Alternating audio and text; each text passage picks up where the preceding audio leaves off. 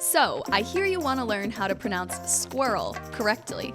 You are in luck. Today, I'm going to teach you how pronouncing this word can help you reduce your accent and speak more with a natural American accent tone. This is one of the most difficult words in English to tackle. It's a word that trips up even advanced English learners, and if you're not saying it right, it can really affect your accent. But don't worry, by the end of this video, we're going to have you saying squirrel like a pro. Okay, so let's be honest first. A lot of people say squirrel like squirrel or squirrel. We don't want to say it like that. That's weird and it makes people uncomfortable. But here's the thing. If you're saying it that way, you've probably been making a common mistake that holds back your accent. So let's fix that first. My first tip is for you to focus on the squ sound.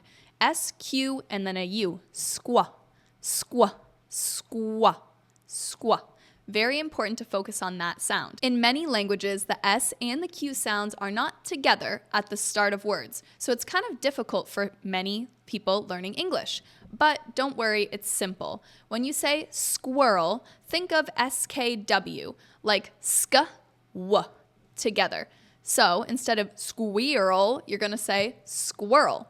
Try it with me, squirrel. All right, you understood that one, so let's move on to my second tip for you. This one is to focus on the R sound. This R sound is really tricky for many English learners, specifically if your native language does not have a similar sound.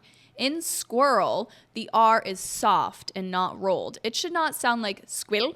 It should not have any rolling or trilling on the R. This goes for my South American speakers. Anyone who is from South America typically rolls the R. We don't want to do that. Just a smooth, relaxed sound. I challenge you to practice that. And now for my third tip and trick, I want you to blend the RL smoothly. This is the most difficult part at the end of the word.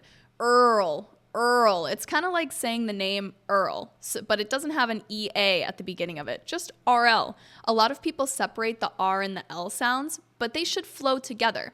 You don't want to say squirrel, it's squirrel. The R and the L should be a connected sound without a pause between them. All right, so now that you know how to say squirrel, you have now worked on 3 major different pronunciations in English that are going to help you with your accent. Don't forget about these 3 different tips because these come out in other words as well.